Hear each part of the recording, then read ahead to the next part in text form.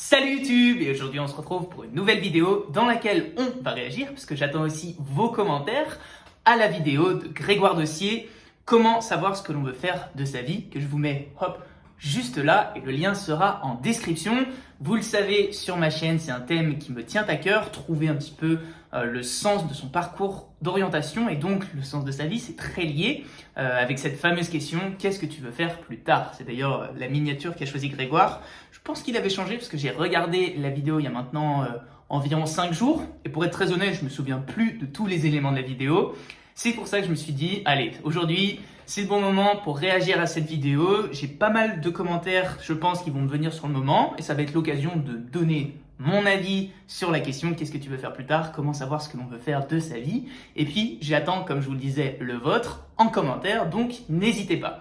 Donc sans plus tarder, on va passer tout de suite à la réaction de la vidéo. Je couperai les moments qui m'intéresseront pour que ensuite vous puissiez profiter tout simplement de la très bonne vidéo de Grégoire. Peut-être une petite présentation de la chaîne de Grégoire Dossier avant de commencer. Grégoire Dossier, sa chaîne dédiée aux étudiants. Il parle principalement d'efficacité, de trouver un sens à sa vie, trouver même ce que l'on veut faire plus tard, comment aussi optimiser un petit peu son processus d'orientation, et puis surtout son apprentissage, être plus efficace, plus efficient, se porter bien dans sa vie. Il y a une petite partie aussi éducation financière qui arrive. Donc voilà, c'est une chaîne que je vous recommande vivement, et sans plus tarder, on lance la vidéo. Je vais me passer en petit écran et je vous mets la vidéo de Grégoire. Dans cette nouvelle vidéo, aujourd'hui, on va essayer de répondre à la fameuse question de qu'est-ce que tu veux faire plus tard, qu'est-ce que tu as envie de faire de ta vie. Alors, je sais... C'est ça. Qu'est-ce que tu veux faire plus tard? Qu'est-ce que tu veux en faire de ta vie? J'ai passé un petit peu l'introduction, mais c'est vrai que c'était de là dont je tirais le test de personnalité que j'ai réalisé dans une dernière vidéo. Je vous mets la vidéo juste ici. J'ai passé le test de personnalité et le lien sera en description. Il y a des passages assez marrants quand même, des questions qui... plutôt saugrenues des questions. Toi, mais moi, la question de qu'est-ce que tu veux faire de ta vie, c'est une question qui m'a beaucoup angoissé pendant des années, depuis le collège, depuis qu'on a commencé à me poser cette question, parce que j'ai toujours eu du mal à m'imaginer dans une case, dans un métier, dans une profession. C'est exactement ça, le problème de s'enfermer dans des cases, dans un métier, dans une profession, je trouve que le système d'orientation véhicule vraiment cette image de un métier pour la vie. Tu rentres ou tu rentres pas dans cette case. En fait, si tu rentres, très bien pour toi, si tu n'y rentres pas, t'es foutu. Et c'est très anxiogène, très angoissant, qu'il me le disait, et je pense qu'on est beaucoup à sentir cette angoisse, ce stress, et c'est à se poser ces questions finalement. Mais attends, moi, j'arrive pas à me reconnaître dans une seule et même voie qui serait toute tracée pour moi, qu'est-ce que je vais faire?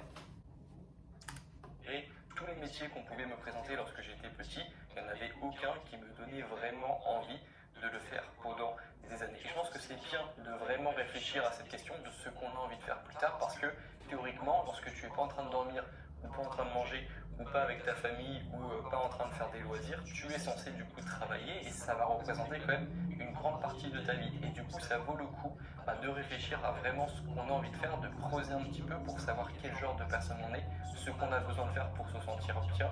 Et c'est pour ça que je vais te conseiller dans cette vidéo de suivre une série de plusieurs étapes pour ensuite savoir ce que tu as envie de faire de ta vie, ou au moins d'avoir trouvé quelques réponses qui pourront t'aider plus tard à trouver la vraie réponse, s'il y en a une, de qu'est-ce que tu as envie de faire plus tard. Ouais, donc il le dit lui-même, s'il y en a une, on n'est pas obligé d'avoir cette réponse à l'instant T, de savoir qu'est-ce que tu veux faire plus tard. On peut se laisser le temps, je ne sais plus s'il le dit vraiment, mais vous avez vraiment le temps de vous construire votre parcours au fur et à mesure du temps. Je pense que j'ai vraiment trouvé une voie qui m'intéressait à partir, je dirais niveau Master 2, je suis sûr qu'en tout cas j'étais bien avancé, mais tout ce qui s'est construit avant, c'était juste par affinité, mais sans avoir une vraie projection à long terme.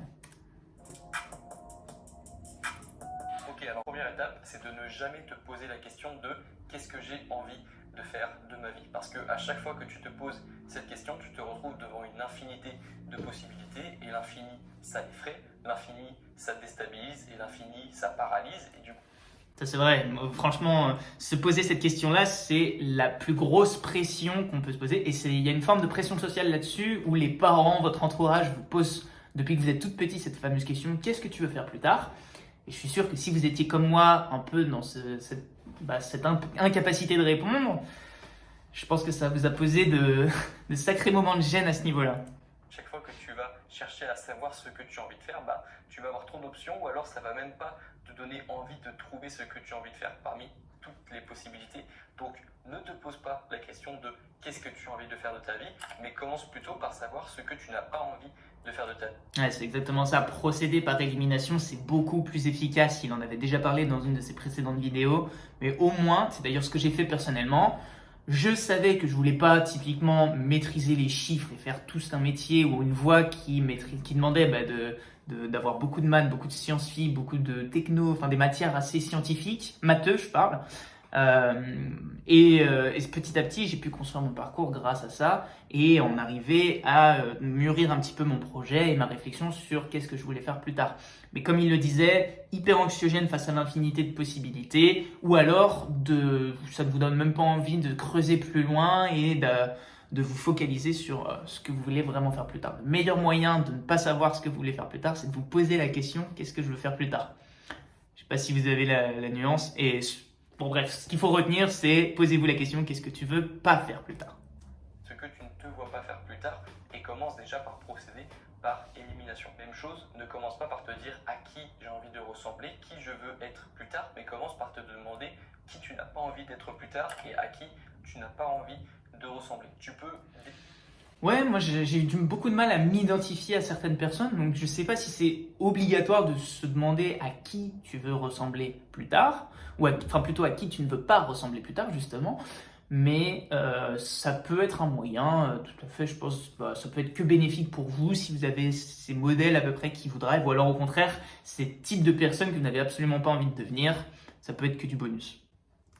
Un portrait robot de la personne à qui tu n'as pas envie de ressembler et du coup, à contrario, tu pourras dessiner la personnalité, le portrait robot de la personne à qui tu as vraiment envie de ressembler. Mais d'abord, commence par savoir ce que tu n'as pas envie de faire et à qui tu n'as pas envie de ressembler. Évidemment, quand je dis savoir ce que tu n'as pas envie de faire, c'est pour ta vie, c'est pour les 10, 20, 30 prochaines années de ta vie. C'est pas parce que tu n'aimes pas, par exemple, l'autorité que tu ne te vois pas faire un mois ou 2 mois dans un fast-food l'été pour gagner un petit peu d'argent de poche et pour financer des projets. Lorsque je dis ce que tu n'as pas envie de faire de ta vie, c'est ce que tu n'as pas envie de faire pendant la grande partie de ta vie. C'est pas une période ou c'est pas quelques mois où tu vas faire un métier, même si tu ne te sens pas forcément bien dans ce métier, mais du coup pour gagner de l'argent ou pour payer le loyer, etc.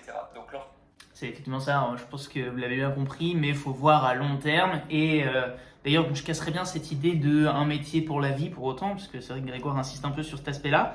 Mais voyez long terme, et effectivement, c'est pas parce que, comme il disait, que vous n'aimez pas l'autorité, que vous n'êtes pas prêt à se sacrifier, ou en tout cas à prendre sur vous pendant 2 mois, pendant 6 mois, pour atteindre votre objectif, pour mettre, je sais pas, un peu d'argent de côté avant d'entamer un projet, pour faire une voie où de toute façon vous savez que vous êtes obligé de passer par 6 mois de prépa, 1 an de prépa. Ça peut en valoir le coup, le jeu peut en valoir la chandelle au long terme si vous avez un objectif bien déterminé. je dis, pense à ce que tu n'as pas envie de faire de ta vie, c'est pour une grande partie de ta vie, donc au moins plusieurs années. Ça, c'est la première étape. Ne jamais te demander ce que tu as envie de faire de ta vie. La deuxième étape, c'est de faire un test de personnalité. Alors, Ok, donc la deuxième étape, c'est faire un test de personnalité et je vais vous épargner un petit peu cet extrait de la vidéo puisque je vais directement vous renvoyer au test de personnalité qu'on a passé, donc Grégoire et moi, que vous pouvez passer en ligne puisque je vous mettrai le lien aussi en description. Et effectivement, j'ai un avis, comme je le dis dans ma vidéo, très mitigé sur les tests de personnalité parce que je trouve souvent qu'ils sont mal construits, que les questions sont floues, on a envie de répondre oui, non, peut-être, qu'est-ce que vous sous-entendez par ci, par ça. Et puis souvent, ça enferme les gens dans des cases plus que ça ne les aide à vraiment se construire. Faut peut-être en prenant du recul, ça peut être très intelligent dans l'optique de se connaître, de mieux se connaître et de savoir à peu près nos grands traits de personnalité, là où on est bon, là où on n'est pas bon, grosso modo, ce qui nous met à l'aise pour déterminer un peu sa zone de confort et ce vers quoi on pourrait se diriger. Bon, là, on va passer ce passage-là qui ne nous intéresse pas, mais vous avez l'idée. Je pense que vous pouvez faire ce test de personnalité si si vous en avez l'envie surtout. personnalité pour voir si ça peut correspondre. Hop, on passe. Avant de continuer, Ah bah oui, vous adresser petite un pub AdSense, évidemment. Je ne suis pas partisan des complots. Vous aider par exemple à déterminer si vous êtes plutôt une personne qui est haute en conscienciosité ou plutôt haute en ouverture et qui va vous aider Alors, donc là, il faut que je remette. c'est au modèle des Big Five qui va vous aider à répondre à vous. Je vous conseille aussi de vous intéresser au modèle des Big Five. Alors, donc après, il y a un petit passage sur le modèle des Big Five, mais j'ai décidé de le passer. Le troisième conseil de cette vidéo, c'est de ne pas trop écouter ni tes parents, ni la conseillère d'orientation. Je m'explique. Lorsque je dis de ne pas trop écouter ses parents ou la conseillère d'orientation, c'est parce que ces personnes, du coup, tiennent à toi un minimum, tes parents un petit peu plus normalement que la conseillère d'orientation, mais ces personnes, du coup, vont mettre plus en avant la stabilité et la sécurité plutôt que d'autres choses comme l'ambition, le fait de suivre ses passions, le fait de suivre ses rêves, parce que c'est comme ça, parce que le rôle d'un parent c'est de protéger son enfant et parce que nos parents l'ont compris, l'ont intégré depuis le jour de ta naissance et du coup ce besoin de protection de l'enfant, on le retrouve aussi et surtout au stade de l'orientation. Tes parents et la conseillère d'orientation non plus ne pourront pas savoir à ta place ce qui va donner du sens à ta vie et ce qui va te rendre heureux. Ça c'est ta mission à toi. Je suis assez d'accord avec ça. Effectivement, personne, si ce n'est vous, saura ce qui vous rend heureux. Et le déclic doit venir de vous-même. Et bien sûr qu'il y a cet effet des parents qui veulent protéger un peu leur enfant. Et généralement, c'est Le Rire Jeune qui disait qu'il y a une forme de pression aussi là-dessus sur l'avenir qu'on veut donner à son enfant.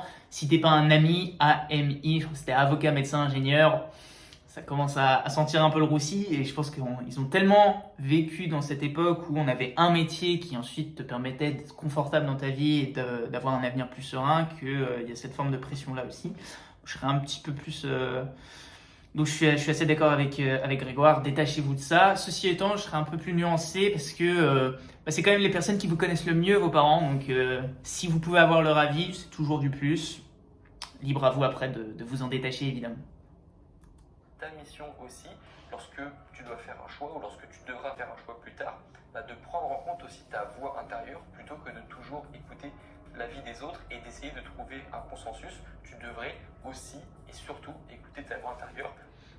Écouter sa voix intérieure, ça me paraît fondamental parce que, comme on le disait, ça doit venir de vous et personne ne vous connaîtra mieux que vous-même. Et on a trop tendance à marcher un peu sur ses aspirations profondes, sur ce que nous, on veut à l'intérieur, au profit d'une voie qui serait plus sécure, plus safe. Et c'est pas la bonne démarche, puisque vous n'allez pas vous retrouver, ça se trouve, dans cette voie-ci. Alors que si vous écoutez votre fort intérieur, là, vous allez tout de suite plus vous orienter vers votre passion, quitte à ce que ce soit un petit peu plus risqué. Mais au moins, ça va vous motiver au quotidien. Et vous allez comme ça aussi avancer sur ce que vous voulez faire au plus profond de vous, pendant votre vie.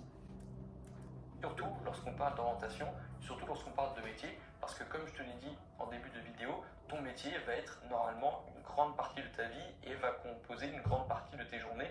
Et donc tu devrais faire très attention à ce que tu fais de ta vie. Alors ça, oui et non, parce que c'est encore dans cette conception de un métier pour la vie. Je serais assez moins catégorique là-dessus que Grégoire, puisque j'aurais tendance à dire qu'on peut tout à fait être multipotentiel, multicasquette et avoir plusieurs métiers.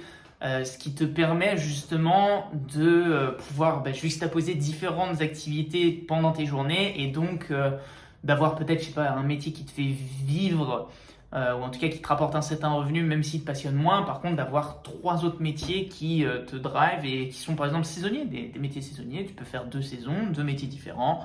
Il y a plein d'activités qui peuvent se cumuler, notamment grâce aux possibilités d'Internet. Faut être un petit peu curieux, astucieux, bien organisé. Mais je n'irai pas jusqu'à dire que tu auras un métier toute ta vie. D'ailleurs, il y a plein d'études à ce sujet-là qui démontrent le contraire. Je suis assez partagé là-dessus.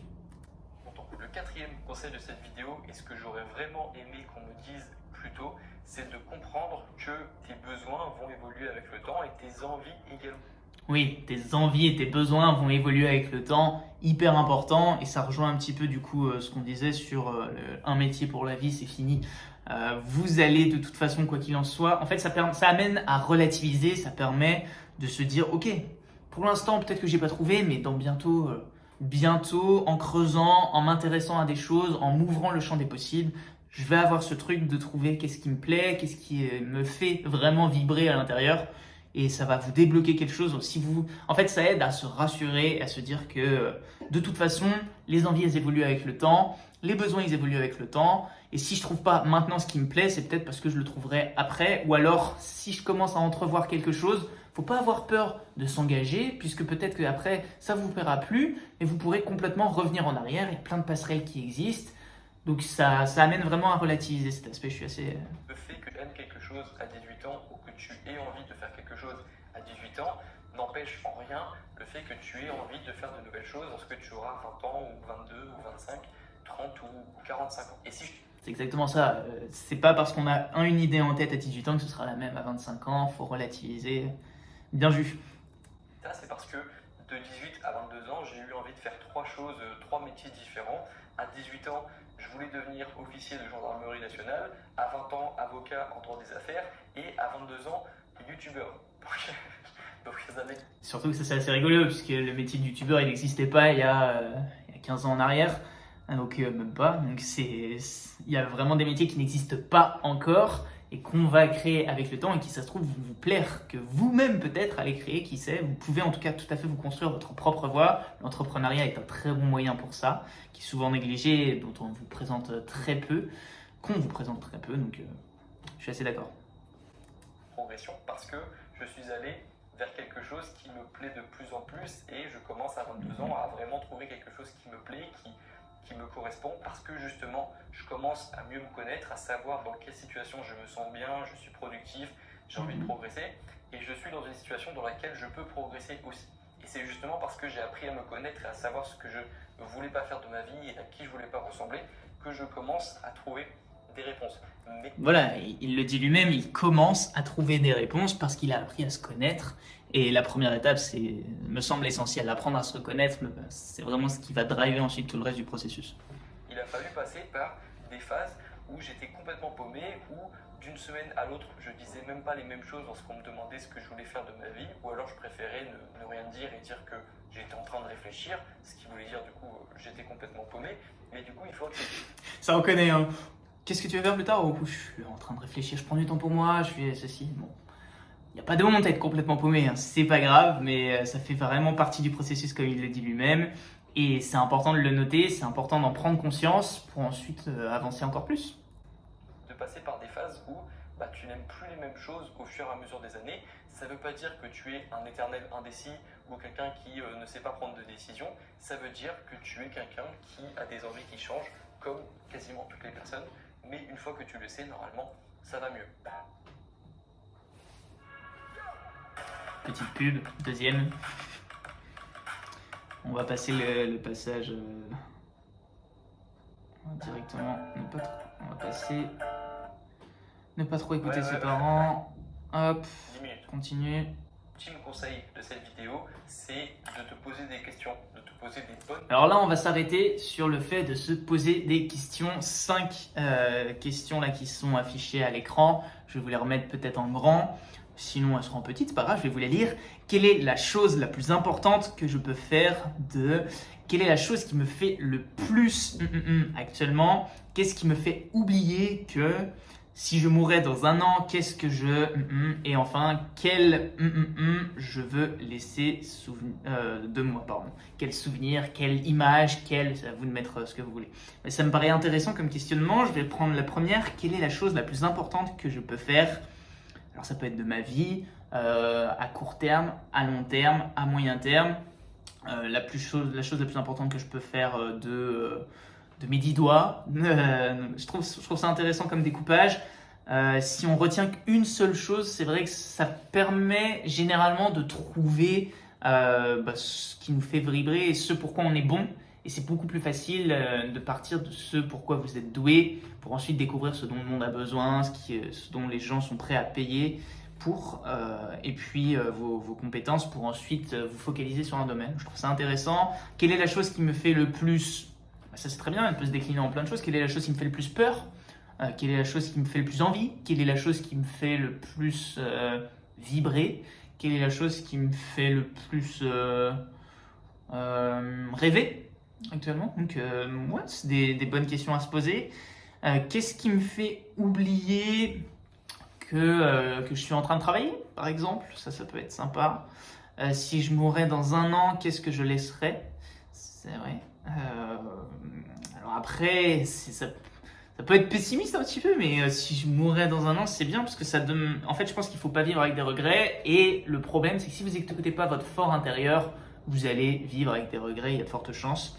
Et je pense qu'il n'y a rien de plus terrible que ça. C'est fait pour être vécu à fond. Donc, c'est une bonne question à se poser. Comme ça demande aussi, ok, est-ce que j'ai accompli tout ce que je voulais faire un petit peu dans ma vie? Et sinon, qu'est-ce qu'il me reste à faire pour atteindre ces objectifs-là?